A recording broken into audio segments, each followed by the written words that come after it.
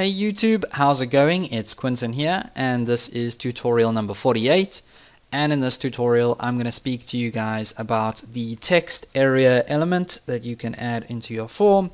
And if you guys don't know what the text area element does, then that is basically that big block of typing space that you can type a whole big message into, say like an email or even a YouTube comment or something like that. So it basically just gives you more space to type something than an actual input type of text. So to get started, let's go ahead and add this text area tag into our page. So text area, if I can spell it correctly, and I think I'm just going to duplicate that, and I'm feeling very lazy at the moment, and put a closing slash in there.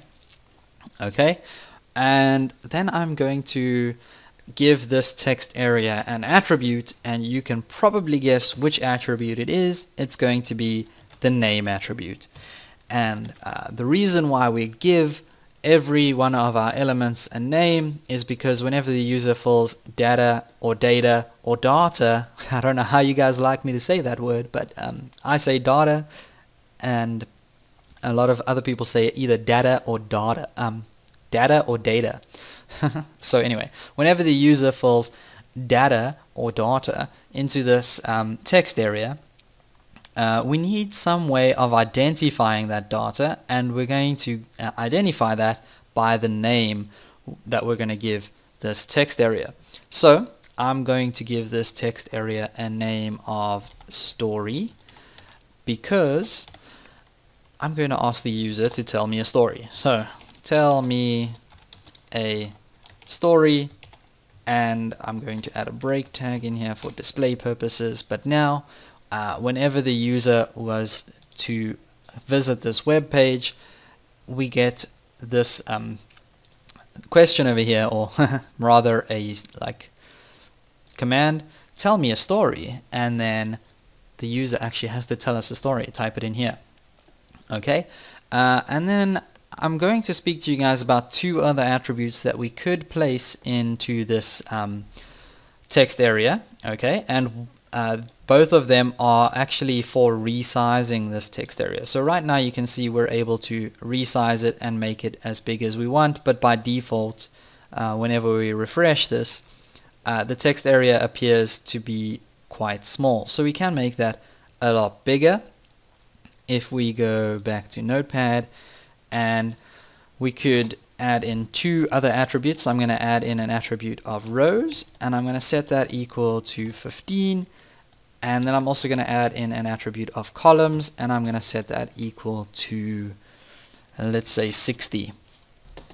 Okay, and rows are basically how high you want the text area to be, and columns are basically how wide you want the text area to be. But this is not a measurement of pixels, it's actually a measurement of characters. So right now, if we were to take a look at this text area without refreshing the page, I can add in 1, 2, 3. So by default my amount of rows is 3 rows, and my columns, well, let's go ahead and find that out now. So let's go 3, 4, 5, 6, 7, 8, 9, and 0, and okay, so that's 10. 1, 2, 3, 4, 5, 6, 7, 8, 9, 0, 1, 2. So by default our amount of columns over here is basically that 10 plus this 10 plus those 2, so 22. Okay, and now we can go ahead and actually refresh this, and you can see it gets a lot bigger, because now we're actually using the rows that we specified here and the columns that we specified here, so we got a lot more space. But you guys can also use CSS to change the width and the height of this text area. So if you guys don't want to use inline attributes like this, then CSS is a much better option actually. So I'm going to go ahead and just save that like that, because that's all we have for this tutorial. And yeah, in the next video I'm going to be speaking to you guys about all sorts of buttons that we can use on our web page, so come back for that. And until next time, don't forget to subscribe. Please feel free to leave a comment, like, and share this video, and I'll see you guys in the next video.